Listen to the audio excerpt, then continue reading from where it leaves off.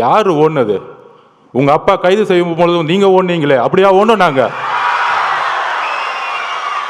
கலைஞர் கைது செய்யப்படும் பொழுது யார் ஓடினார்? திமுக வரலாறு தெரியுமா? கலைஞர் கைது செய்யப்படும் சொந்த மகன் ஓடினார். வரலாறு பத்தி பேச ஆரம்பிச்சும் தாங்க மாட்டீங்க. அதுல ஒருத்தர் மீச வச்சிருக்கலாம் பேசிட்டு இருப்பார், சட்டையை பிடிச்சி ஒன்று அடிக்கிறேன், வெளியே வந்து தொடர பார்ப்போம். மீடியானா ஒட்டுமொத்த 2 கோடி மக்களோட உணர்வு நாங்க இருக்கிறோம். உதயநிதியில ரோட் ஷோ போயிட்டு இருக்காரு, அது நம்ம பசங்க மீம்ஸ் எடுத்து போட்டுட்டு இருக்காங்க. வெறும் ரோட்ல அப்படி கை கும்பிட்டு லெஃப்ட்லயும் ஆளுக்கான ரைட்லயும் ஆளுக்கணும். யாரை பார்த்து இந்த பூனை வந்து சூடு போட்டுக்குமே, புளியை பார்த்து எப்ப பார்த்தாலும் நம்ம தலைவர் பண்றதையே பார்த்து பண்றது. அவர் ஏன் பொதுச்செயலாளர் பார்த்து நீ மீம்ஸ் போட்டுட்டு இருக்க? எந்திரிச்சு ஒரு வாக்கிங் பண்ண சொல்லுவோம் பொதுச்செயலாளரை. சட்டசபையில் உட்காந்து கிண்டல் பண்ணிக்கிட்டு கேலி பண்ணிக்கிட்டு எதிர்கட்சிகளை. இன்னொரு நெப்போ கிட்ட ஒன்று வரும் காலையில் துபாயிலேருந்து கிளம்பி. அவர் ஏதோ துபாயில் போய் தமிழ்நாட்டில் ஒரு தியாகம் பண்ணுறதுக்காக அங்கே உண்ணாவிரதம் போன மாதிரியும், அங்கேருந்து இந்த மக்களுக்கு ஓடி வந்த மாதிரியும் வந்துட்டு ஒரு மணி நேரம் கூட ஹாஸ்பிட்டல் இல்லை. அந்த மக்களோட நமக்கு அந்த ரைட்ஸ் இருந்துச்சா, நமக்கு அந்த அதிகாரம் இருந்தால் அந்த மக்களோட கடைசி நிமிஷம் வரைக்கும் நம்ம இருந்திருப்போம். அந்த தெய்வத்தால் ஆகாதேனினும் முயற்சிதன் மெய்வருத்த கூலி தரும்.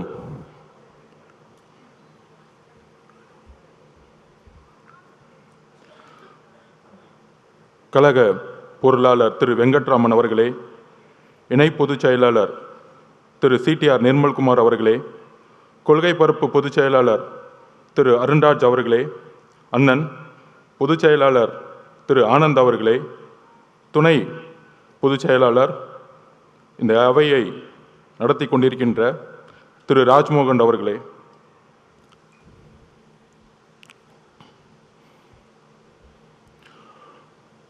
நாற்பதாவது நாள் முதல் 16 நாள் அவதூறுகள், பொய் பிரச்சாரங்கள், துரோகங்கள், சூழ்ச்சினா என்னன்னே தெரியாத நம்மளுடைய கட்சி 30 வருஷமா இயக்கங்களா, மக்கள் இயக்கங்களா உருவாகி நலத்தட்ட இயக்கங்களாகவே மக்களோட இருந்து இதை வழிநடத்தி இன்றைக்கு சூழ்ச்சினா என்னன்னு முதல் முறையா கரூர்ல பார்த்து அந்த சூழ்ச்சியை எதிர்கொண்டு இன்றைக்கு எந்த சூழ்ச்சி செய்தார்களோ அந்த திமுக இன்றைக்கு மக்கள் முன்பு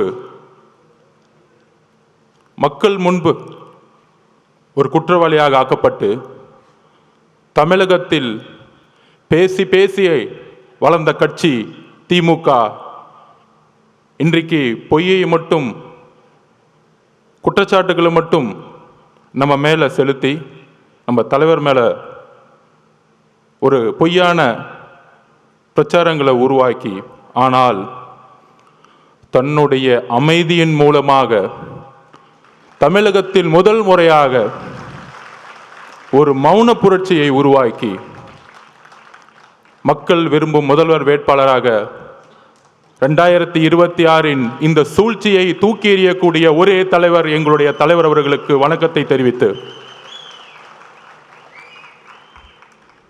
சிறப்பு பொதுக்குழுனா தலைவர் நம்மை அழைத்திருக்கிறார்.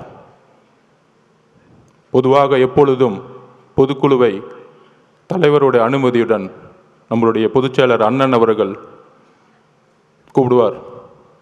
ஆனால் இன்றைக்கு தலைவர் அவர்கள் நம்மை இந்த தமிழகத்திற்கு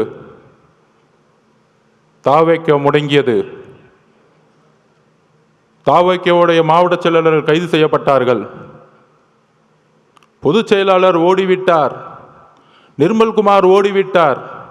யாரு ஓடுனது? உங்க அப்பா கைது செய்யும் பொழுதும் நீங்க ஓடுனீங்களே, அப்படியா ஓடணும்? நாங்க கலைஞர் கைது செய்யப்படும் பொழுது யார் ஓடினார்? திமுக வரலாறு தெரியுமா? கலைஞர் கைது செய்யப்படும் சொந்த மகன் ஓடினார். வரலாறு பத்தி பேச ஆரம்பிச்சும் தாங்க மாட்டீங்க. டிவி கேட்க வரலாறு தெரியாமல்ல, எங்களுக்கு மக்கள் இயக்கமாகவும் இருக்கும் தெரியும், உங்களை சூழ்ச்சிகளை சுப்ரீம் கோர்ட்ல போய் தூக்கி எறியவும் தெரியும்.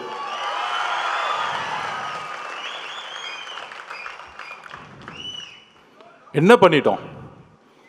மக்கள் இயக்கமா இருந்து ஒரு அரசியல் கட்சியை உருவாக்கி மக்களிட போய் ஒரு பிரச்சாரம் பண்றார். முழுவதுமாக மே மாதம் தன்னுடைய பணியிலிருந்து இந்தியாவிலேயே நம்பர் 1 அதிகமான சம்பளத்தை விட்டுட்டு அவருடைய உள்ளுணர்வு, நம்ம இந்த மக்களை பார்த்துக்கிட்டே இருக்கோம், சின்ன வயசுல இருந்து நம்ம நல்லா இருக்கிறோம், ஒரு பெரிய வீட்டில் இருக்கிறோம், ஒரு நல்ல காரில் போகிறோம், நல்ல எஜுகேஷனில் இருந்தோம். ஆனால் என்னுடைய பயணத்தில் தமிழ்நாடு முழுசும் தன்னுடைய தொழிலில் நடிக்க போகும் பொழுது, ஒவ்வொரு ஊராகவும் பார்க்கும் பொழுது, இன்னும் குடிசைகளாகவே இருக்கே. தன்னுடைய தந்தை கலைஞர் பெருசாக பேசிவாங்க, குடிசை மாற்று வாரியத்தை உருவாக்கினார். ஆனால் இன்னைக்கு குடிசைங்களை தூக்கி எறிஞ்சிக்கிட்டு இருக்காங்க பெரிய பெரிய மாளிகைகளை கட்டுறதுக்காக. அப்படி தன்னுடைய பயணத்தில் ஒரு கட்சி ஆரம்பிக்கணும், மக்களிட போகணும், மக்கள்கிட்ட போய் நம்ம நான் அரசியலுக்கு உங்களுக்கு நல்ல விஷயங்களை வந்தால் என்னென்ன செய்வேன், பிரச்சாரத்தில் என்னென்ன தவறு நடந்துட்டுருக்கு, நிர்வாகம் என்ன தவறு நடந்துட்டுருக்கு, தமிழக வெற்றி கழகம் நம்ம தோழர்களும் நானும் ஆட்சிக்கு வந்தால் என்ன நிர்வாக மாற்றங்களை உருவாக்க முடியும்னு மக்கள்கிட்ட சென்றுட்டு இருக்கார்.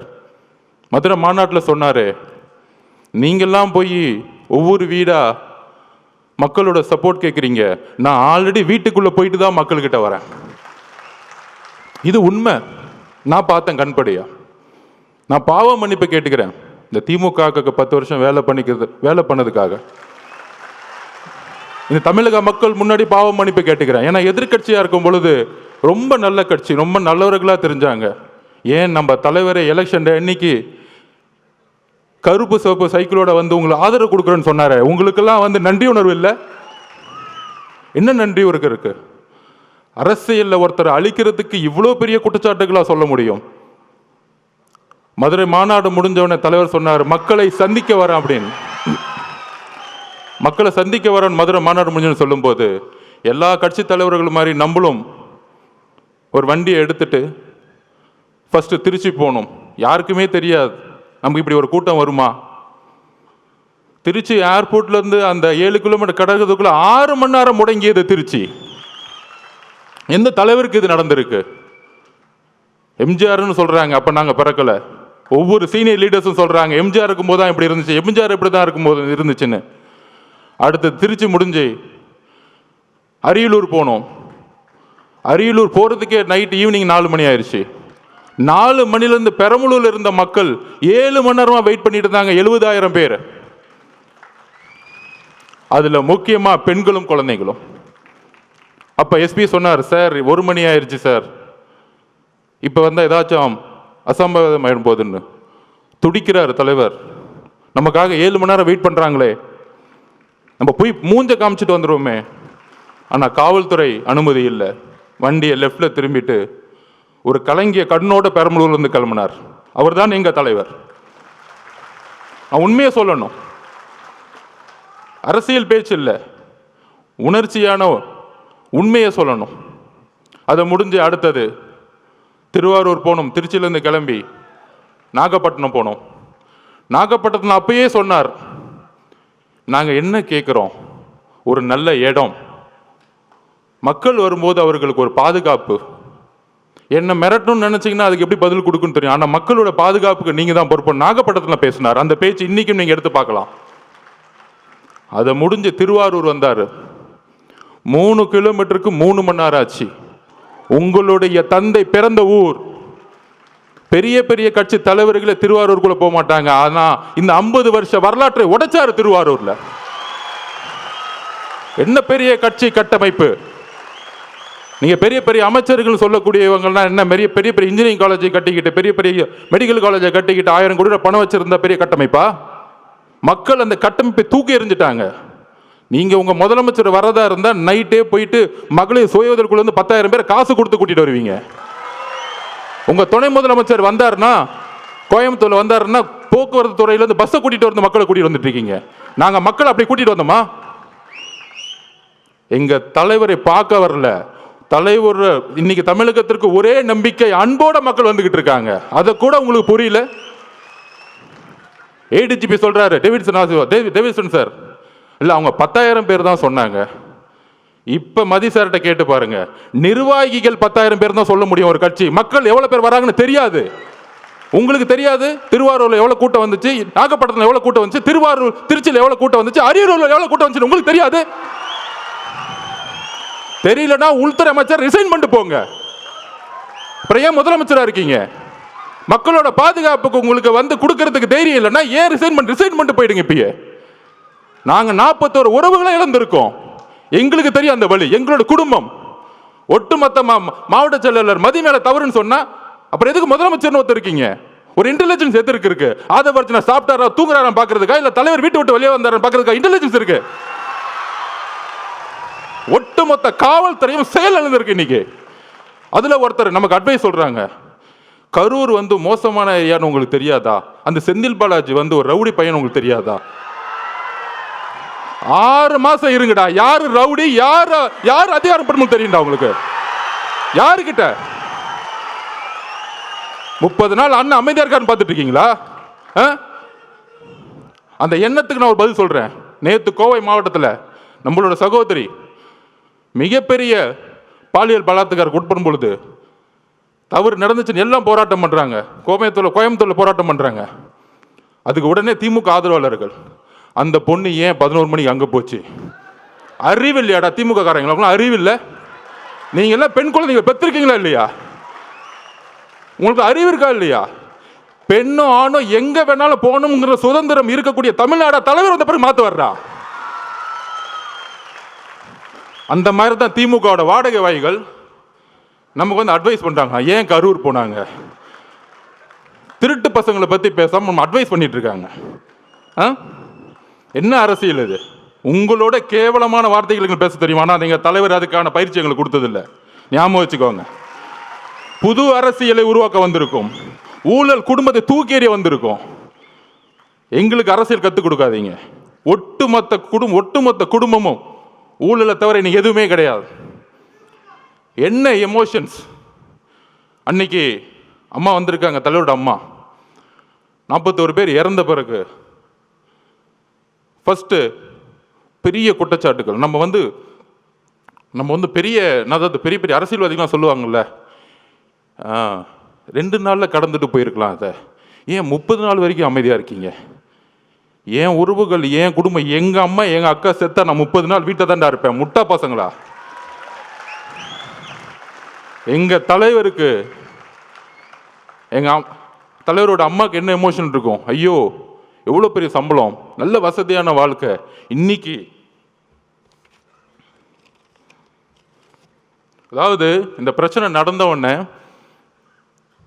அன்னைக்கு நைட்டு தலைவர் போன அடுத்த செகண்ட், அதாவது உங்களுக்கு தெரியும், நம்ம பார்த்திபன் அண்ணன் மதியண்ணனுக்கும் தெரியும், எந்த இடத்துலையுமே இல்லாத ஒரு வரவேற்பு கரூரில் இருந்துச்சு.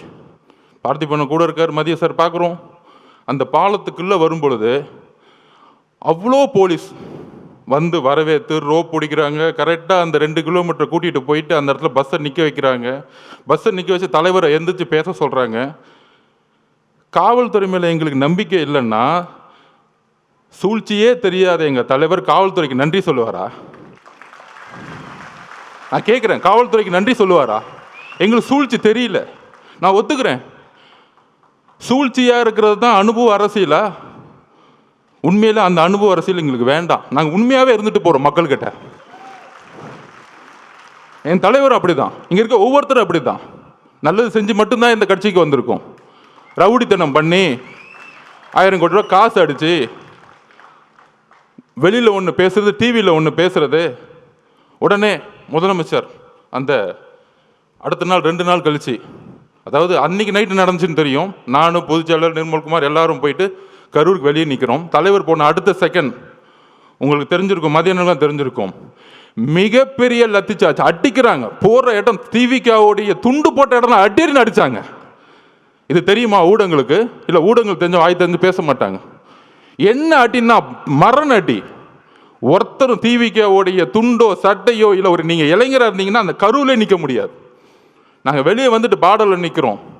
மேலே நிர்வாகத்தில் இருந்து கூப்பிட்டா இல்லை வராதிங்க, இல்லை நம்ம ஒரு 500 பேரோட போனால் திருப்பி ஒரு கலவரன்னு ஒரு சுச்சுவேஷன் உருவாக்குவாங்க. அப்போ நம்மளுடைய டாக்டர் பிரபுலாம் போய் ஹாஸ்பிட்டலில் உள்ளே இருக்கிறாங்க.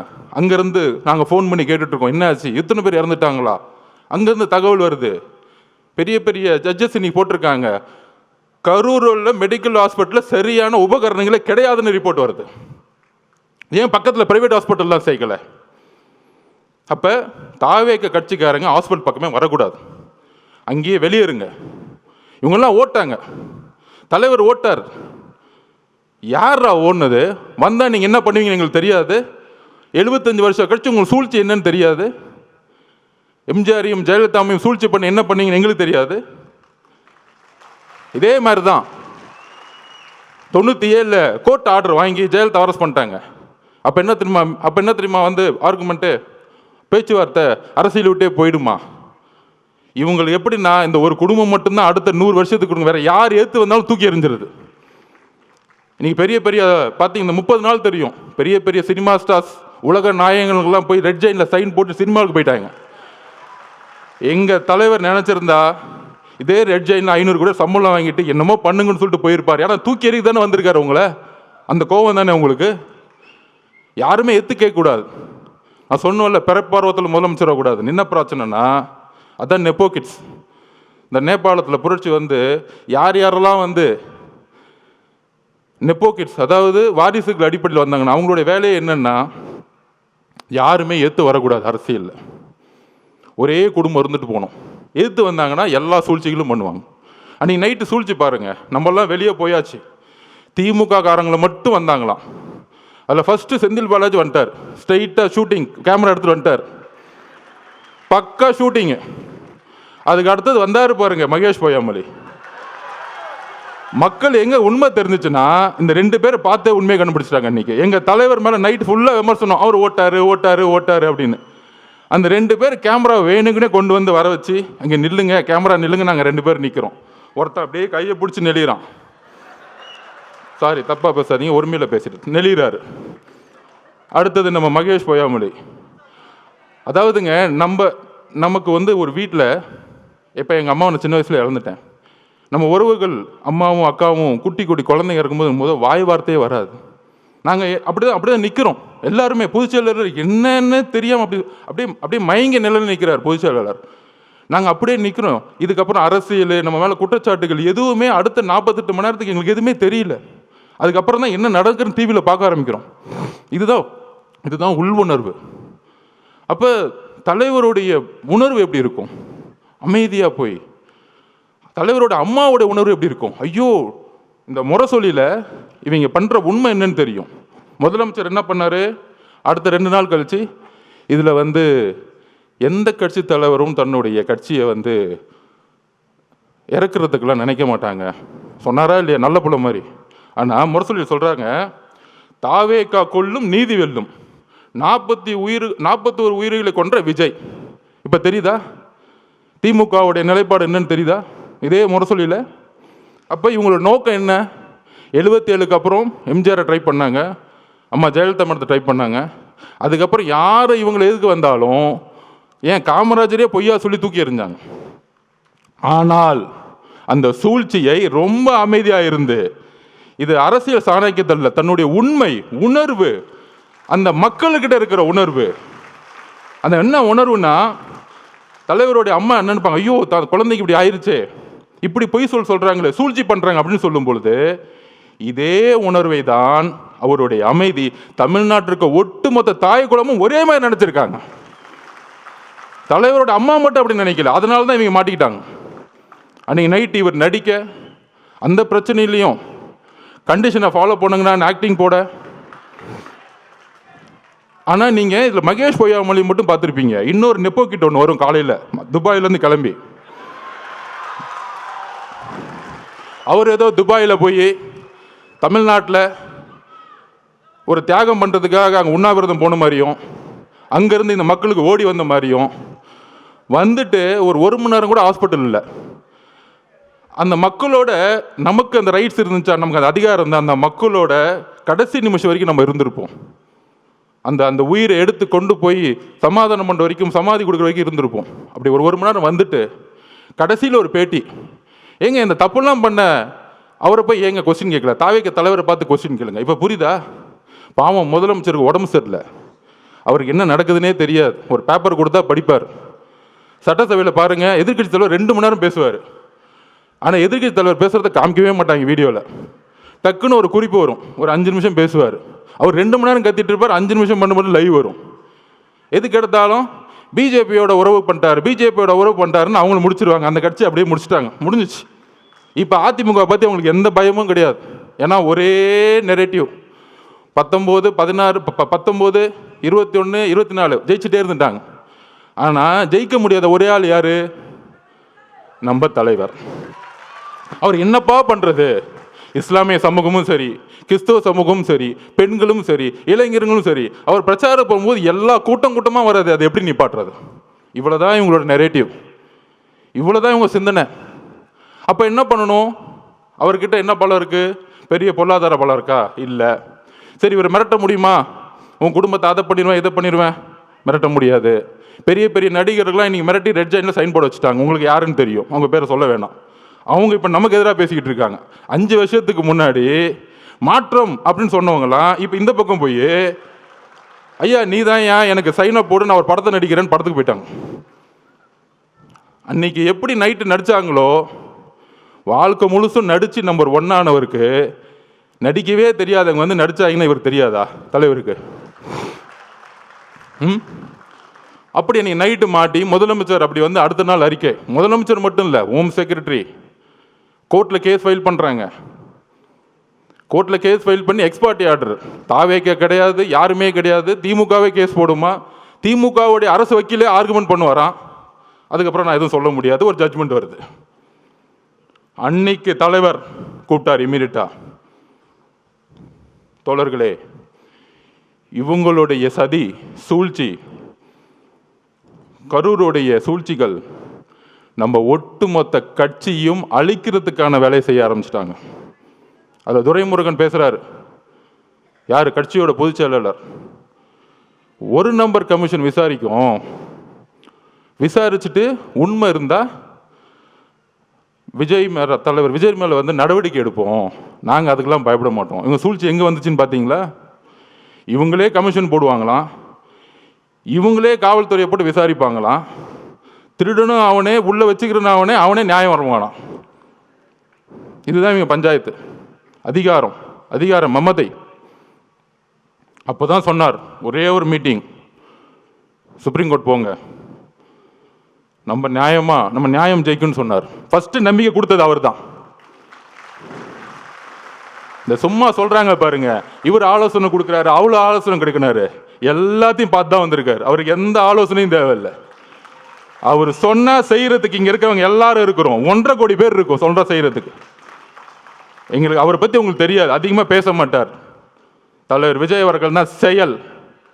நீ பேசி பேசி அழிஞ்சுக்கிட்டு இருக்க, அவர் செயல்ல வந்து ஜெயிச்சுட்டு போயிட்டே இருப்பார்.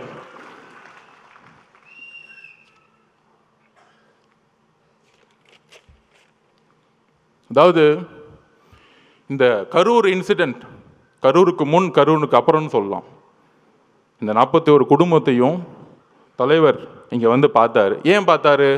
உடனே அனுதாபம்லாம் நம்ம அங்கே தானே போகணும், இவர் ஏன் அங்கே போகல, கரூருக்கு ஏன் போகல? அதுக்கு நான் பதில் சொல்கிறேன். கரூர் காவல்துறை இருக்கு பாருங்க, ஒரு வினோதமான காவல்துறை. நம்ம பார்த்திபனுக்கும் மதியனுக்கும் தெரியும்.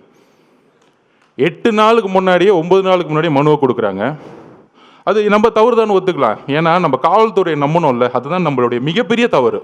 எங்களுக்கு அந்த அரசியல் தெரியல, ஒத்துக்கிறோம், சாரி, மக்களுக்கு நாங்கள் மன்னிப்பு கேட்டுக்கிறோம். அந்த ஒரு தவிர நாங்கள் எதுவும் செய்யலை. எங்கள் மதியனோ பார்த்திபனோ பொதுச்செயலாளரும் காவல்துறை போய் நம்பினாங்க. அப்போ காவல்துறை ஒரு இடத்துல நம்ம வந்து கேட்குறோம், ஒரு 6 இடம் கேட்குறோம். அப்புறம் காவல்துறை இருக்க டிஎஸ்பி, ஒரு சிறப்பு வாய்ந்த நேர்மையான டிஎஸ்பி, நம்ம விஜயகாந்த் சாரோட ஒப்பிடலாம், சினிமாவில் வர மாதிரி. அவர் தான் டிஎஸ்பி செல்வராஜ் அவர்கள். அப்படி அச்சுன்னு தும்முனா கூட கட்சி எடுத்துட்டு போவார். யாரு? நம்ம செந்தில் பாலாஜிக்கு கட்சி எடுத்துட்டு போறவர் தான் அவர். அந்த இடத்துல அப்படி ஒரு ஆளை போட்டு வச்சுருக்காங்க. இருக்கு, வந்துட்டார் உங்கள் அப்பா, சிபிஐ வந்திருக்காங்க, டெல்லியிலேருந்து வந்திருக்காங்க. சொல்கிறீங்களா 600 பேரை போட்டோம், அதில் ஏடிஜிபி சொல்கிறார் 500 பேரை போட்டோம், இன்னொரு அமைச்சர் சொல்கிறார் இல்லை நாங்கள் 700 பேர் போட்டோம். அதோ எல்லாம் ஸ்டேட்மெண்ட் கொடுத்தோம். முதலமைச்சர் முதற்கொண்டு என்கொயரி பண்ணணும் இந்த விஷயத்தில், தவறாக தகவல் சொன்னதுக்கு. அப்போ அண்ணன் மனு கொடுக்குறாரு. அந்த டிஎஸ்பி பார்த்திப் மன்னன் கூட சண்டை போடுறார். எல்லாம் பதிவு இருக்குது, எல்லாம் சொல்லுவார் அண்ணன். என்ன சண்டை? அதில் கலெக்டர் ஒரு சர்க்குலர் அனுப்புகிறார். என்ன சர்க்குலர்? 4 இடம் நீங்கள் எதை வேணால் சூஸ் பண்ணிக்கலாம். அந்த 4 இடத்துல நம்ம கேட்ட இடம் ரவுண்டானா, கரெக்டான பார்த்து பண்ண லைட்டஸ்ட் ரவுண்டானா கேட்குறோம். இது ஆல்ரெடி கவர்மெண்ட் சர்க்குலர் கொடுத்துருக்க இடம். இதை டிஎஸ்பி அனுப்புகிறார். ஆனால் அடுத்த நாளே உத்தரவு வந்திருக்கும். அச்சுன்னு தும்பிட்டார்ல அவர், ஊருக்குள்ளே கூட்டிகிட்டு வராத. ஏன் ஊருக்குள்ளே கூட்டிகிட்டு வரக்கூடாது? ஊருக்குள்ளே கூட்டிகிட்டு போய் தலைவர் அந்த இடத்துல ரவுண்டான நின்றுட்டா ஒட்டுமொத்த மக்களும் ஓட்டு மாறிடும், வேற ஒன்றும் கிடையாது. இதுதான் அரசியல். அவர் முகத்தை யாரும் பார்த்துடக்கூடாது. ஊருக்கு வெளியே ஓரமாக ஒரு ரோட்டுக்குள்ளே போ, அங்கே நீ என்னை பற்றி பேசுகிறேன்னா ஃபஸ்ட்டு செருப்பு தூக்கி அடிப்பேன், கலைப்புறம் பண்ணி பேசாமல் கிளம்பணும். இதுதான் திமுகவுடைய ரவுடி அரசியல். இந்த ரவுடி அரசியல் நமக்கு தெரியல, இதை நம்ம உணரல. காவல்துறை என்ன சொன்னிச்சு? நீங்கள் பத்திரமா இந்த தெருவிலே வாங்க, பாதுகாப்பெல்லாம் நாங்கள் பார்த்துக்குறோம். காலையில் 9:30 மணிலிருந்து ஈவினிங் அவர் எந்தெந்த நொடியிலிருந்து வராரோ எல்லாமே லைவ்ல ஓடிக்கிட்டு இருக்கு. காவல்துறைக்கு தெரியாதா அவர் எங்கே வராருன்னு? இன்னும் 1960 இருக்கும் தினத்தந்தி பேப்பர் அடுத்த நாள் வர தெரியறதுக்கு. ஒவ்வொரு நாமக்கல்லேருந்து ஒவ்வொரு 5 கிலோமீட்டர்லையும் 5000-10,000 பேர் நிப்பாட்டுறாங்க பஸ்ஸை. ஒரு இடத்துலையும் ஒரு காவல்துறை கிடையாது. எங்களுடைய பாதுகாப்பை பற்றி நாங்கள் பேசலை. மக்கள் திடீர்னு கூட்டம், ஒரு கோயிலுக்குள்ள, திருச்செந்தூர் கோயிலுக்குள்ள ஒரு சாமியை பார்க்க ஒரு 20 லட்சம் பேர் வந்தாங்கன்னா எந்த அளவுக்கு முன்னெச்சரிக்கணுமோ அதே முன்னெச்சரிக்கை எங்கள் தலைவர் எடுத்து ஆகணும். நாங்கள் கூட்டிகிட்டு வரல, 10-20% தான் நிர்வாகிகள் இருக்காங்க. எங்களுக்கு தெரியாது எவ்வளோ மக்கள் வருவாங்கன்னு. அப்போ உங்களுடைய உளவுத்துறையும் காவல்துறையும் மக்களுக்கான பாதுகாப்பு கொடுக்கணும் தான் உங்களை தாழ்மையோடு கேட்டுக்கிறோம். அரசியலை என்ன கைது செய்யுங்க, யாரை வேணால் கைது செய்யுங்க, அதை ஃபேஸ் பண்ணிக்கலாம். ஆனால் மக்கள் என்ன ஆனாங்க? மக்களோட உயிரை வச்சு ஏன் விளாடணும்? அதுதான் கேவலமான எண்ணம். என்ன எண்ணம்? மக்களுக்கு எதாவது ஆச்சுன்னா அந்த பழியை அவர் மேலே போட்டு சூழ்ச்சி பண்ணி கட்சியை முடக்கி கட்சியை தூக்கி எறியணும். முதலமைச்சர் ஸ்டாலினோட ஒரே குறிக்கோள் என்ன தெரியுமா? தன்னுடைய மகனுக்கு போட்டியே இல்லாமல் ஒரு விஷயத்தை உருவாக்கிட்டு போயிடணும். அதிமுக அவங்க போட்டியை நினைக்கிறது இல்லை. ஒரே போட்டி 1977க்கு அப்புறம் 26% இன்னைக்கு தாண்டின ஒரே கட்சி நம்மளுடைய தலைவர். சும்மா டிவிக்கு எப்போ பார்த்தாலும் ஒரு பெரிய டிவி சேனல், ஒரு சேனலை முடக்கிட்டாங்க. நம்ம சகோதரர் சொன்ன மாதிரி புதிய தலைமுறை. அவர்கிட்ட நான் பேசும்போது என்ன சொன்னாங்க, ஏன் லைவ் போடுறோம்னா ஒவ்வொரு சனிக்கிழமை அன்னைக்கும் நம்பர் 1 சேனலில் 1,20,00,000 பேர் பார்க்குறாங்க. நம்பர் 2 புதிய தலைமுறை 80,00,000 பேர் பார்க்குறாங்க. அவங்க ஆட்டோமேட்டிக்காக மக்கள் எங்கே இருக்குமோ அங்கே தான் சேனல் இருக்கும். அப்போ மக்களுடைய சந்திப்பு, மக்களுடைய கமிட்மெண்ட் எங்கே இருக்குன்னா தலைவர்கிட்ட இருக்குது. ஒரு மாற்றம் வராதா? ஒரு உண்மையான ஒரு ஒருத்தர் மாட்டா, அவர் திருட மாட்டாருப்பா. ஏன் திருட மாட்டார்? அவர் தான்ப்பா பெரிய சம்பளத்தை விட்டுட்டே வராரு. இவங்கெல்லாம் திருட்டு பசங்க, இந்த படுபாவிங்க. இத்தனை நாளாக நாங்கள் வேறு ஆள் இல்லை. இதெல்லாம் ஊரில் ஒரு சாதாரண ஒரு பாட்டி பேசுகிறாங்க. உங்களுக்கு தெரியும், ஐயோ அங்கே நேரு இருக்கார், எப்படி ஜெயிப்பார்?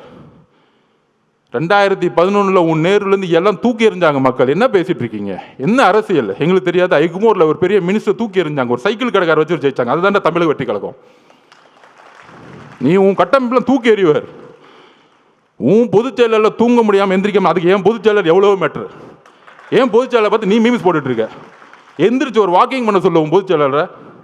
சட்டசபையில் உட்காந்து கிண்டல் பண்ணிக்கிட்டு கேலி பண்ணிக்கிட்டு எதிர்கட்சிகளை என்ன அவை நாடா, ஒரு அவை நாவடக்கம் கூட தெரியாமல் சட்டசபையை கேலி பொருளாக்கிக்கிட்டு எப்போ பார்த்தாலும் சட்டசபைக்கு போனால் ஐயா உதயநிதி வாழ்க, ஐயா உதயநிதி. என்ன தியாகி அவரு? சட்டசபையா என்ன பண்ணிட்டு இருக்கீங்க? இது கேள்வி கேட்டால் போதும், என் மேலே ஒரு எஃப்ஐஆர், நான் புரட்சியை உருவாக்கிட்டேன்னா. ஆமாம், எல்லாம் ஊர்லேருந்து எல்லாம் ஆம்ஸ் இறக்கி நடு ரோட்டில் நின்று துப்பாக்கி எடுத்து சுட்டுட்டு இருக்கோம். இதுக்கு ஒரு எஃப்ஐஆர், இதுக்கு ஒரு மிரட்டல். அதில் துரைமுருகன் நாங்கள் என்ன நடக்கணும், தைரியம் இருந்தால் கை வைங்கடா, என் தலைவரை பார்த்துருவோம். தைரியம் இருந்தால் கை வைங்கடா. என்ன அதிகாரம் இருந்தால், போலீஸ் இருந்தா, தைரியம் இருந்தால் முதல் வீட்டுக்குள்ளே போயிடுங்க. நான் கேட்குறேன், ஒட்டுமொத்த காலேஜில் இருக்க இளைஞர்களும் உங்கள் வீடு தேடி வருவாங்க, ஞாபகம் வச்சுக்குவாங்க. ஆயுத எழுத்து படம் பார்த்துருக்கீங்களா? பெரிய ரவுடி எழுத்து நிற்பாங்க. அந்த படத்தில் மணிரத்னம் சார் எழுதியிருப்பாரு, இளைஞர் புரட்சி. அந்த புரட்சி தான் 26ல் உருவாகிட்டு இருக்கு. நீ காசை கொடுத்து கூட்டிட்டு வருவ. அதுக்கு நான் உதாரணம் சொல்லிடுறேன். நாமக்கல்லேருந்து கரூர் வந்துட்டு இருக்காரு அண்ணன், நான் உள்ள இருக்கிறேன். அதுக்கு முன்னாடி ஒரு பெரிய காலேஜ் இருக்கு மேடம், மதியானம் என்ன நடந்தது? குமாரசாமி காலேஜிலேருந்து 5000 ஸ்டூடெண்ட்ஸ் ஓடி வருவாங்க. நான் 2 கிலோமீட்டர் பார்க்குறேன். அண்ணன் பார்க்குறாரு, என்னப்பா அங்கேருந்து ஒரு கூட்டம் ஓடி விட்டது, என்னப்பா அது அப்படிங்கிற. ஒட்டுமொத்த காலேஜும் ஓடி வராங்க. அதில் ஃபோன் வேறு எடுத்துகிட்டு வராங்க, கத்தி எடுத்துகிட்டு வரும்போது ஃபோன் எடுத்துகிட்டு வந்துட்டு இருக்காங்க. அதில் நண்பர்களே, இதுதான் மிகப்பெரிய விஷயம். அதில் 5000 பேர்த்தில் 3000 போது பெண்கள் ஓடி வராங்க. இதுதான் அரசியல் மாற்றம். நீ சொல்ற நேரு, வேலு, செந்தில் பாலாஜி தூக்கி எறிஞ்சிட்டு இளைஞர்கள் போயிட்டே இருப்பாங்க. ஞாபகம் வச்சுக்கோங்க. காவல்துறையை பார்த்து பயப்படுறோன்னு நினைச்சிட்டு இருக்கீங்களா? எங்களுக்கு எந்த பயமும் இல்லை. நாங்கள் ஒரே ஒரு கோரிக்கை தான் மக்கள் முன்னாடி வைக்கிறோம். மக்கள் பாதுகாப்புக்கு காவல்துறை தான் பொறுப்பு. எங்கள் பாதுகாப்பு. என் மேலே எஃப்ஐஆர் போடுங்க, எங்கள் பொதுச்செயலாளர் அரெஸ்ட் பண்ணி உள்ள வைங்க, நாங்கள் எதிர்கொள்ளுக்குவோம், சுப்ரீம் கோர்ட்டு கூட போய்க்குவோம். எங்களுடைய ஒரே ஒரு தொண்டை மேலே கை வைங்க, சுப்ரீம் கோர்ட்லேருந்து ஆர்டர் வரும். நாங்கள் இப்போ சொல்கிறோம், எங்களுக்கு நீதித்துறை மீது, நீங்கள் நீதித்துறை வச்சு அரசியல் பண்ணினா எங்களுக்கு நீதித்துறையில் என்ன, எங்களுக்கு சீனியர்ஸ் இருக்காங்க. எங்கள் கட்சி வந்து உட்காந்து சாதாரண கட்சி நினச்சிக்காதீங்க, எங்களுக்கும் தெரியும் அரசியல். ஆனால் மக்கள் பாதுகாப்பு, அந்த பாதுகாப்புக்கு நீங்கள் தான் முதல். இப்போ கூட எஸ்ஓபியை வந்து போட்டோம், நம்ம நிர்மல்குமார் அவர்கள் நம்ம சட்டத்துறை போட்டோம் ஹைகோர்ட்டில் நம்ம கேஸ் ஃபைல் பண்ணியிருக்கோம். எப்படி எல்லா கட்சிகளுக்கும் சமமாக ஒரு ரூல்ஸ் அண்ட் ரெகுலேஷன் உருவாக்குங்க. நமக்கு மட்டும் ஒரு நாளுக்கு முன்னாடி தருவாங்க. ஆனால் திமுக மட்டும் தன்னுடைய புள்ள ரோட் ஷோ போகலாம், அவர் ரோட் ஷோ போகலாம். அது எனக்கு புரியல. எல்லாம் ரோட் ஷோன்னா சாதாரணமாக நினச்சிக்கிறாங்க. ரோட் ஷோன்னா மக்கள் இருக்கணும், வெறும் ரோட்டில் போகிற ரோட் ஷோ கிடையாது. உதயநிதியில் ரோட் ஷோ போயிட்டு இருக்காரு, அது நம்ம பசங்க மீம்ஸ் எடுத்து போட்டுட்டு இருக்காங்க. வெறும் ரோட்டில் அப்படி கை கும்பிட்டு லெஃப்ட்லேயும் ஆளை காணும், ரைட்லேயும் ஆளை காணும். யாரை பார்த்து இந்த பூனை வந்து சூடு போட்டுக்குமே, புளியை பார்த்து. எப்போ பார்த்தாலும் நம்ம தலைவர் பண்ணுறதையே பார்த்து பண்ணுறது. அவர் ஏர்போர்ட்டு இறங்குனா கூட்டம் வருதுன்னா மக்கள் வராங்க, உடனே இவங்களும் ஏர்போர்ட் விடனா கூட்டம் வரணும். நம்ம உதயநிதி போகிறாருன்னா ரோட்டில் போகிறாருன்னா ரோட் ஷோ லெஃப்ட்டு ரைட்டு பார்க்குறாரு, எவனுமே மதிக்கல. இப்போ கூட நேற்று கூட பாருங்கள், வெள்ளூரில் வாக்கிங் போயிட்டு இருக்காரு. யாரா ஓடி வந்து பார்க்காங்க, எங்கள் தலைவர் வெள்ளூரில் வாக்கிங் போட்டோம், அன்னைக்கு வெள்ளூரை முடங்கி போயிடும். என்ன பேசுறீங்க நீங்க? உங்களுக்கு தான் தெரிஞ்ச அரசியல். திமுகனா கொள்கை, நாங்கள் தான் கொள்கை, எங்களுக்கு தான் கொள்கை தெரியும். நான் ஒத்துக்கிறேன். 1967 அண்ணா உருவாக்கும் போது நாங்களும் அண்ணா வழியில் இருக்கவங்க தான். அண்ணாவோட கொள்கையை நாங்கள் வந்து கடைப்பிடிக்கிறோம், தலைவர் கடைப்பிடிக்கிறாரு. அண்ணாவோட கொள்கை என்ன? பெரிய திராவிடன் 4 மணி நேரம் பேசுவான். எல்லோரும் சமமாக நினைக்கிறது தான் அண்ணாவோட கொள்கை. எங்கள் தலைவர்கிட்ட பேசி பாருங்கள் 1 hour. இங்கே இருக்கிற பிஎல்ஏ நம்பர் 1 தான், பொதுச் செயலாளர் 1 தான். அங்கே ஒரே ஒரு டிஸ்கிரிமினேஷன் வந்து தூக்கி போட்டு போயிட்டே இருப்பார். எல்லாரும் சமமாக இருங்க. அப்போ அண்ணாவோட குறிக்கோள் என்ன? சாதியை பார்த்து அவர் அரசியல் பண்ணல, மதத்தை பார்த்து அரசியல் பண்ணல, பணத்தை பார்த்து அரசியல் பண்ணல, ஊழலுக்காக அவர் வரல. இதுக்கு மேலே என்னப்பா கொள்கை வேணும் எங்கள் தலைவருக்கு? சொல்லுங்க. நீ 10 மணி நேரம் மேடை போட்டு பேசுகிற வாழ்க்கையில் கடைப்பிடிச்சிட்டு போயிட்டே இருக்கிறார். நீ மேடை போட்டு எதுவும் கடைப்பிடிக்க மாட்டேன்னு எல்லாருக்கும் தெரியும். அதுக்கப்புறம் கலைஞர் வந்தார். நான் ஒத்துக்கிறேன், கலைஞர் மேலே பெரிய விமர்சனம் 2 விஷயம் இருக்குது. குடும்ப ஆட்சியும் ஊழலும், அதில் பெரிய விமர்சனம். இன்னொன்று சமூக நீதியை கொஞ்சம் உருவாக்குனாரு, அதில் எங்களுக்கு எந்த விதமான இல்லை. ஏன்னா தலைவருக்கு கலைஞரே பிடிக்கும், அதை கூட நாங்கள் ஒத்துக்கிறோம். இப்போ இருக்கிற ஸ்டாலின் திமுக இருக்கு, அவர் விமர்சனம் பண்ணி பிரோஜனம். அவருக்கு உடம்பு சரியில்லை, அவர் நடந்துக்கிட்டு இருக்காரு, ஆனால் சுற்றியில் என்ன நடக்குன்னு தெரியாது. கரூரில் பேட்டி கேட்குறாங்க, வந்தார், எழுப்பி விட்டாங்க. ஐயோ உங்கள் பையனுக்காக போங்க, அப்போ தான் பழியெல்லாம் தூக்கி விஜய் சார் மேலே போட முடியும், நீங்கள் தயவு செஞ்சு எந்திரிச்சு போங்கன்னு சொன்னோன்னா அவரும் வந்துட்டார். 5 வருஷமாக எந்த சாவுக்கும் போலையாம். ஃபோனில் அஜித்குமார் கூப்பிட்டு அம்மா மன்னிச்சுக்கோமான்னு சொல்லுவாராம். ஆனால் தாவேக்கா மேலே குற்றம் சொன்னவொன்னே கிளம்புனாரு பாருங்கள், சார்ட்டர் ஃப்ளைட் பிடிச்சி. அந்த சார்ட்டர் ஃப்ளைட்டை எப்போ புக் பண்ணாங்க, எப்படி வந்துச்சு, எப்படி நைட்டோட டேட்டாக கிளம்புனாருன்னா அடுத்து சிபிஐ என்கொயரி வச்சுக்கலாம். அதை அப்புறம் வச்சுக்குவோம். அதுக்கு தான் உச்சநீதிமன்ற நீதிபதி போட்டிருக்காங்களே, அவர் வரட்டும், பெரியவர் வரட்டும், அங்கே நம்ம முறையிடுவோம். அங்கே அப்போ அவருடைய குறிக்கோள் இன்னைக்கு வந்து ஸ்டாலின் திமுகன்னு என்ன தெரியுங்களா? ஒன்றுமே இல்லை. அவர் உடம்பு சரியில்லை, அமைதியாகிட்டார். சட்டசபையில் ஒரு பேப்பர் கொடுப்பாங்க, ஒரு மீடியா மீட்டிங்னு வச்சுக்குவாங்க, அவர் வந்து பேசுவார். இன்னொன்று கூட நம்ம பசங்க ட்ரோல் பண்ணாங்க, நம்ம பசங்க இருக்காங்களே ஜென்சி பசங்க, அடுத்த கேள்வி இவரே சொல்லுவார் மீடியாவில். அந்த கேள்வி தானே நான் பதில் சொல்கிறேன் அப்படின்னு. இதுதான் ஸ்டாலின் திமுக. ஆனால் அதை இயக்கக்கூடியவங்க 2 பேர், மருமக மக.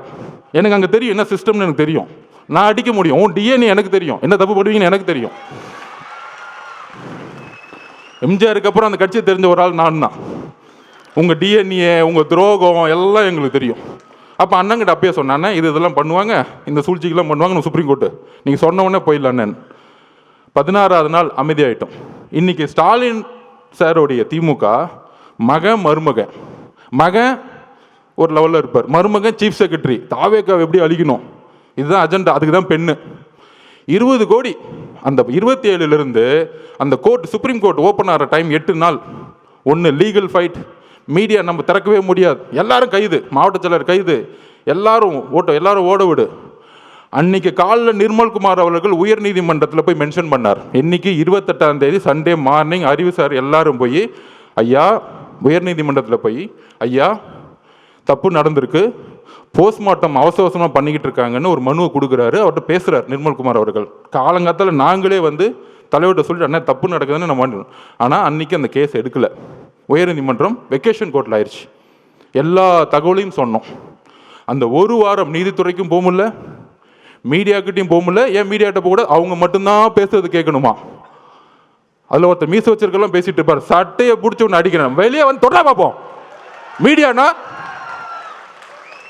ஒட்டுமொத்த 2 கோடி மக்களோட உணர்வு நாங்கள் இருக்கிறோம். தைரியத்தை தொடுங்க பார்ப்போம். வேண்டாம், எங்களுக்கு அந்த அரசியல் தெரியாது. ரவுடி அரசியல், கேவலமாக பேசக்கூடிய அந்த மாதிரி ஒருமையில் பேசக்கூடிய எங்களுக்கு தேவையில்லை. ஆனால் மக்களுடைய இறப்புக்கு இன்னும் எங்களுக்கு வழி இருக்கு, அந்த உணர்வு எங்களுக்கு இருக்கு. இப்போ எழுதிலாம் நாங்கள் பேசலை, மனசுலேருந்து வருது. இந்த 40 நாள் என்ன பண்ணீங்க, எங்கள் மக்களுக்கு என்ன பண்ணீங்க? நான் சொன்னேன் பாருங்க, அதை விட்டுட்டேன். நம்ம செல்வராஜ் அப்படி அவங்கள போட்டு 25ஆம் தேதி இல்லை நீங்கள் இந்த இடத்துக்கு தான் போகணும், இல்லைன்னா கேன்சல், அவர்கிட்ட மிரட்டுறாரு பார்த்திபன்ட்ட. அதெல்லாம் இருக்கு, இந்த இடத்துக்கு மட்டும்தான் நீங்கள் வரணும், இல்லைன்னா இந்த இடமே கேன்சல். அப்போ திருப்பியும் ஒரு 2-3 நேரம் கழிச்சு ரொம்ப பக்குவமாக பாசமாக, பிரதர் நீங்கள் தயவு செஞ்சு ஒத்துக்குவாங்க, நாங்கள் பாதுகாப்பு கொடுக்குறோம் அப்படின்னு இறக்கப்பட்டு பேசினோடனே செல்வராஜோட பொய் வாக்குறுதிகளை நம்பி அதை சைன் போட்டுட்டாங்க. அதில் என்ன பொய்? 25ஆம் தேதி தான் அவங்க மனு கொடுத்தாங்க, நாங்கள் 26 ஒத்துக்கிட்டோம், 27 நடந்துருச்சு. 10 நாளாக கத்திரிட்டு இருக்காங்க மாவட்ட நிர்வாகம், எங்களுக்கு அந்த வேணாம், அந்த இடம் வேணாம், இடம் வேடான்னு. இப்போ தெரிஞ்ச அந்த சூழ்ச்சி. அப்போ இந்த சூழ்ச்சி நடந்து முடிஞ்ச உடனே இந்த 16 நாள் என்னென்னலாம் சூழ்ச்சி பண்ணாங்க, இந்த முரசொலி என்ன எழுதுச்சு, பத்திரிகையாளர்கள் என்ன எழுதுனாங்க, எல்லாம் தெரியும். அப்போ திருப்பியும் மக்களை பார்க்க போகணும். எப்படி திருப்பியும் கரூரில் இருக்கிற, அதாவது எந்த இறப்பாக இருந்தாலும் முதல் சஸ்பெண்ட் பண்ணுவாங்க. டிஎஸ்பியும் எஸ்பியும் ஒரு பேசிக்காக சஸ்பெண்ட் பண்ணுவாங்க, ஒரு துறை ரீதியான என்கொயரி பண்ணுவாங்க. ஏன் பண்ணலை? இதுதான் ஒரு கூட்டு சதி. 120 யாரு? First hospital owner Senthil Balaji, அப்புறம் உதயநிதி ரசிகர் மன்ற தலைவராக இருந்தவர் திரு மகேஷ், நடிக்கவே தெரியாததுக்கு ரசிகர் மன்றம், அதை விட்டுருங்க அந்த இடம். 3வது காலங்காத்தால் துபாயிலேருந்து வந்தவர். ஆக்சுவல் 120 இவங்க தான், கூட்டு சதியே இவங்க தான். ஏன் திண்டுக்கல்லேருந்து பெரியசாமி என்ன வரல? அவங்கெல்லாம் கலைஞர்கிட்டேருந்து அரசியல் கற்றுக்கிட்டாங்க. மக்களை சாவடிக்கூடிய அரசியல் திமுக இருக்க சீனியர் செய்யவே மாட்டாங்க. இந்த மாதிரி மாறி மாறி மாறி மாறி வந்துட்டு கொன்னாலும் பரவாயில்ல நினைக்கக்கூடிய ஒரு செந்தில் பாலாஜி யாருக்குங்க தான் இது எக்ஸிக்யூஷன்ஸ். இது நான் தனிப்பட்ட விமர்சனம் பண்ணுறேன். அதுக்கான விஷயத்தை நம்ம சொல்லுவோம். நம்ம போய் என்கொயரி ஆஃபீஸர்கிட்ட ஒரு திருநான்னு வச்சுக்குவாங்க, எனக்கு உங்க மேலே சந்தேகம் இருக்குன்னு சொல்லிட்டாலே அவங்க பார்த்துக்குவாங்க. வரிசையாக இருக்குது இதில். அப்போ திருப்பியும் தலைவர் போனால், தலைவர் பாதுகாப்பு ஓகே, அதில் ஒரு மண்டபம் கொடுக்குறாங்க. நம்ம பார்த்திபனுக்கு தெரியும் என்ன மண்டபம் கொடுக்குறாங்க அப்படின்னா, கரூர்லேருந்து வெளியே தள்ளி போய் காம்பவுண்டே இல்லாமல் வெறும் ஒரு ஷெட்டு வச்சுக்கிட்டு ஒரு மண்டபம். மித்த மண்டபம் எல்லாருமே ப்ரைவேட் மண்டபம்லாம் சொல்லி வச்ச மாதிரி உங்களுக்கு தான் காவல்துறையே மண்டபம் கொடுக்குறாங்களே, எங்ககிட்ட நாங்கள் எப்படிங்க கொடுக்க முடியும்? ஆல்ரெடி எல்லாம் சொல்லிட்டாங்க கிளியரன்ஸ். இந்த உண்மையை தெரிஞ்சுக்கணும். ஏன் இந்த விமர்சனத்துக்கு பதில் சொல்லணும்னா, தலைவர் விமர்சனத்துக்கு பதில் சொல்லி பழக்கம் இல்லை. ஆனால் அங்கே ஏன் போல அப்படிங்கிற விஷயத்தை அந்த மக்களுக்கு சொல்லணும், பாதிக்கப்பட்ட எங்கள் குடும்பத்துக்கு நாங்கள் சொல்லணும். அதுக்கான வாய்ப்பு இது வரைக்கும் நாங்கள் கிடைக்கல. தலைவர் வாயை திறந்து அவங்ககிட்ட சொல்லலை. அங்கே தான் அந்த அவருடைய உண்மை இருக்குது. எவ்வளோ கடுமையான ஒரு நேரம் ஒரு தலைவருக்கு, உறவுகளை இழந்து பார்க்க முடியாமல் 30 நாள் வீட்டுக்குள்ளே இருந்து பார்க்கவே முடியாத சூழலை உருவாக்கிய ஒரு அரசு, காவல்துறை, மீடியா இதெல்லாம் பார்த்துக்கிட்டு பொய்யையும் உள்வாங்கிக்கிட்டு கடைசியில் இதே இடத்துல அவர் வந்து பார்த்தாரு. யாருமே இல்லை, தனியாக பார்த்தார். எந்த விதமான இதுவுமே இல்லை, ஆடம்பரம் இல்லை, ஒன்றுமே இல்லை. மீடியாவில் இது வரைக்கும் ஒரு சின்ன பிக்சர் வெளியே வரல. இதுதான் தமிழக வெற்றி கழகம். மக்களுடைய உணர்வை வைத்து அரசியல் பண்றது தமிழக வெற்றி கழகம் கிடையாது. அவரை பார்த்துட்டு 10 நிமிஷம் சாப்பிடல, 9 மணிலேருந்து 6 மணி வரைக்கும் தன்னுடைய கண்ணீரை மட்டுமே அவங்க முன்னாடி நின்றுட்டு இருந்தார். ஒரு மிகப்பெரிய ஆளுமை, தமிழ்நாட்டின் மிகப்பெரிய எதிர்காலம், முதலமைச்சர், ஒரு மிகப்பெரிய நடிகர், திரையில மக்கள் கொண்டாடக்கூடியவர். ஆனால் மக்கள் முன்னாடி அழுது கண்ணீரை சேர்ந்து அந்த 30 நாள் அம்மா, அக்கா, குழந்தைங்களை பார்த்து அதுக்கப்புறம் என்னால் பேச முடியல. என்னெல்லாம் பேட்டி கொடுத்தாங்க தெரியும். அப்படி அப்படி அப்படி நடந்துச்சா எனக்கு இது வரைக்கும் உள்வாங்க முடியல. அவர் அப்படி பார்க்க முடியுமா அப்படின்னு. ஆனால் 9 மணி நேரம் கண்ணீர் விட்டு சிந்திய ஒரே தலைவர் எங்களுடைய தலைவர். உங்களை மாதிரி நைட்டு 3 மணிக்கு மலர் விலையை வச்சுட்டு 7வது நாளில் உங்களுடைய ஹெல்த் மினிஸ்டரை வச்சுட்டு இட்லி கடை படம் பார்க்க போகிற இட்லி கடை படம் பார்த்தா எங்கள் தலைவர் கிடையாது. அப்படி ஒரு கட்சி கிடையாது எங்களுது. அப்போ அந்த அந்த வலியை ஒட்டுமொத்த தமிழ்நாடும் பார்க்கக்கூடிய எங்கள் தலைவர் 41 குடும்பத்தையும் அன்றைக்கு தத்தெடுத்தார். வாழ்க்கை முழுவதும் இந்த கட்சி தத்தெடுத்தது. இங்க இருக்கக்கூடிய 1.5 கோடி மக்களும் ஒரு ஆளா நாங்க இருக்கிறோம் பார்த்துக்கிறதுக்கு. அந்த அந்த வார்த்தைகளை கொடுத்து ஒரு விடை பெறும் பொழுது எங்களுக்கு தெரியும் அவருடைய உடல் மொழி எவ்வளவு இறுகி இருந்தது எங்களுக்கு தெரியும். அப்படி அப்படி அப்படி ஒரு தருணத்தை எங்க அண்ணனை நாங்க பார்த்ததே கிடையாது. அப்படி பார்க்க கூடாதுன்னு நாங்க நினைக்கிறோம். அந்த சூழ்ச்சியும் அந்த உணர்வும் இப்ப யோசிக்க ஆரம்பிச்சிட்டார். எந்த மக்களை நீங்க கை வச்சீங்களோ, பொதுவா அமைதிக்கு பின் புயல் வரும், இப்ப புயலுக்கு பின் அமைதி வரும்னு சொல்லுவாங்க. இப்போ ஒரு அமைதிக்கு பின் ஒரு புயல் வரப்போகுது, நீங்க பாப்பீங்க. ஏன் நிப்பாட்டினாங்க? ஏன்னா நம்ம 26% கிராஸ் பண்ணிட்டோம். தலைவரால் இன்னும் தமிழ்நாடு முழுவதும் பிரச்சாரம் பண்ணும் பொழுது தனியாகவே அவரால் ஜெயிக்க முடியும். இதுதான் உண்மை. எம்ஜிஆர் கட்சி திறக்கும் போது இவங்க கூட்டணி வருவாங்களா, அவங்க கூட்டணி வருவாங்களான்னு நினச்சி பார்க்கல. இதில் எதிர்கட்சிக்கு வேற நீங்கள்லாம் வந்து இந்த கொடூரமான திமுகவை வந்து அழிக்கணும்னா நாங்கள் தான் ஒரு பெரிய கட்சி, எங்களோட சேர்ந்துக்குவாங்க. அங்கே ஒரு மட்டம் தட்டுது. நம்ம இந்த தீய சக்தியை அழிக்கிறதுக்கு எம்ஜிஆர் உருவானார். அதுக்கப்புறம் அம்மையார் ஜெயலலிதா அவர்கள் அதை வந்து உருவாக்குனாங்க. அதுக்கப்புறம் ஒரே தலைவர், எங்களுடைய தலைவர் மட்டும்தான் இந்த தீய சக்தியை தூக்கி போட முடியும். அதில் நாங்கள் தெளிவாக இருக்கிறோம். நண்பர்களே, ரீசண்டாக நம்ம இந்தியாவுடைய பெண்கள் அணி வெற்றி பெற்றதை பார்த்துருப்பீங்க. 83க்கு அப்புறம் 25, 83 ஆண்கள் அணி ஜெயிச்சது கபில் தேவ் ஜெயிச்சாரு. அதுக்கப்புறம் பெண்கள் அணி ஜெயிச்சாங்க. அவங்க வெற்றி பெற்ற பிறகு சொன்ன வார்த்தைகளும் வழிகள் என்ன தெரியுமா? ஆண்கள் அணியை, இந்தியாவுடைய மென் டீமை வந்து எப்பயுமே இந்த உலகம் கொண்டாடும், இந்தியா கொண்டாடும். ஆனால் பெண்களை எங்களை கொண்டாடினது கிடையாது. இந்த ஒரு வெற்றி ஒட்டுமொத்த பெண்களுக்கும் கிடைத்த வெற்றின்னு சொன்னாங்க. அது மாதிரி 2026 எந்த மாதிரி காலகட்டத்தில் நம்ம இருக்கிறோம்? தன்னுடைய குடும்பத்தில் இருக்க மகனை முதலமைச்சராக மட்டுமே குறிக்கோள், வேற எந்த குறிக்கோளும் கிடையாது. கொள்கைன்னு சொன்னாங்களே, நான் சொன்ன மாதிரி தான். அண்ணா அவர்கள் 67 ஆரம்பிக்கும் பொழுது ஒரு கொள்கையாக ஒரு கட்சியை ஆரம்பிச்சா திமுகவை. கலைஞர் கொஞ்சம் சமூக நீதியை பார்த்துக்கிட்டு குடும்பத்தையும் ஊழல் அமைச்சர்களையும் உருவாக்குனாரு. அதுக்கப்புறம் இன்னைக்கு இருக்க ஸ்டாலின் திமுக காந்தியை மட்டும்தான் ஃபாலோ பண்ணுறாங்க. உடனே காங்கிரஸ்காரங்க தப்பாக நினச்சக்கூடாது. என்னங்க எங்கள் தலைவரை வந்து திமுகவோட நோக்கி நீங்கள் கொண்டு போகிறீங்க அப்படின்னு சொல்கிறீங்க. உங்கள் கையில் காசு இருந்தால் ஒன்று எடுத்து வச்சுக்கோங்க. இந்த காந்தியை மட்டும்தான் அவங்க ஃபாலோ பண்ணுறாங்க. இந்த காந்தி இல்லைன்னா இன்னைக்கு எந்த கவர்மெண்ட் ஆஃபீஸ்குள்ளேயும் போக முடியாது.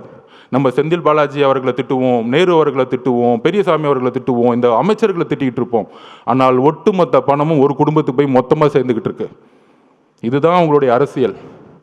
இந்த அரசியலை ஒழிக்கணும்னா ஒரே தலைவர், நேர்மையான, உறுதியான, தைரியமான, மக்களுடைய உணர்வை உணர்ந்து கொண்டு வர. அவர் அப்போ அடிக்கடி சொல்லுவார், அரசியல்னா என்னன்னு தெரியுமாங்க, மக்களோட உணர்வுல நம்ம இருக்கணும்.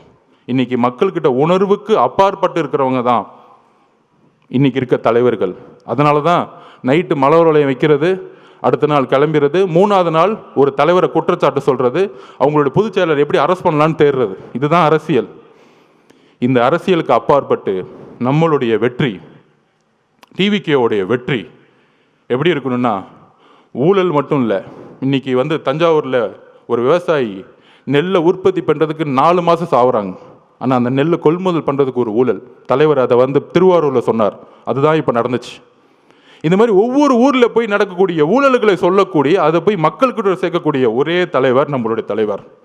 வரக்கூடிய 2026 வெற்றி நம்ம தலைவரை முதல்வராக்குவது மட்டும் இல்லை.